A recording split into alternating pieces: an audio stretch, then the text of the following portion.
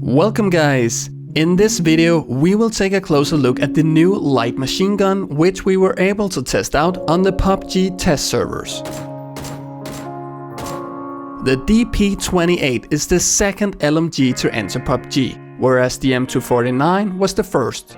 The gun can be found as a world drop, and based on my experience alone, it feels like it has around the same drop rate as an SKS or a Kar 98K. We're going to take a look at the following: weapon overview, how should you use the DP-28 and when should you use it. Weapon overview. You're only able to attach a red dot holographic 2x or 4x scope on the DP-28 and it has no other attachment slots. But this is fine as the recoil is relatively low. And since it has a 47 round magazine capacity loaded with 7.62 ammunition, there really is no need for a magazine extension anyway.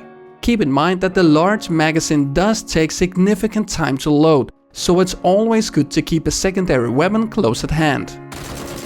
The key features of the weapon also consist of relatively slow rate of fire, a slow bullet velocity typical for the 7.62 family in PUBG.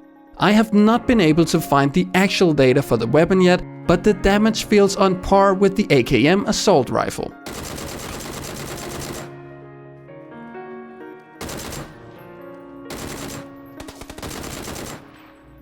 How to use the DP-28. First of all, let me say that when you slap a red dot or holographic on this weapon, you've got yourself one of the easiest to handle powerful weapons in the game. The reason is the combination of the slow rate of fire and low recoil. This makes the muzzle rise of the weapon highly manageable. The first 5 bullets are highly predictable and firing a precise 5-bullet burst is super easy. Doing a full-on spray is definitely manageable too, but when you put on a 4x scope, spraying while standing and crouching becomes increasingly difficult. And you should probably not fire more than around 3 bullets at a time here. But when going prone, you can pretty effectively control your spray at medium range, as the recoil is significantly lower when proning compared to standing or crouching.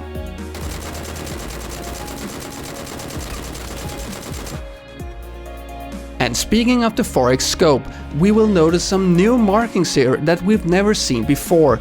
Because we're on the test server, I have not been able to actually verify all of the markings, but it does definitely seem that the markings up to 300 meters work as intended.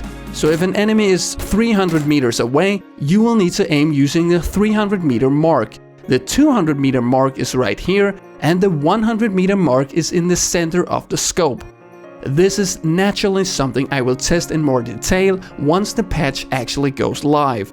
Using the aim points of the scope is something you will have to do with this weapon, as you cannot zero the weapon to anything else than 100 meters. But the DP-28 works great for long-range fighting despite the lack of a zeroing option, as the bullet drop isn't really that big of a problem. The weapon is locked in full auto-firing mode, meaning you'll have to be careful when you single-tap those long-range kills. Fortunately though, this is pretty easy because of the low rate of fire. When should you use the DP-28?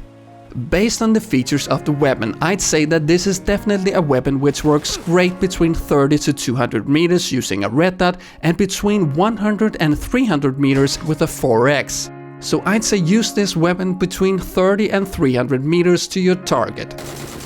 Below 30 meters you'd be outgunned too easily by another assault rifle and some SMGs due to the low rate of fire.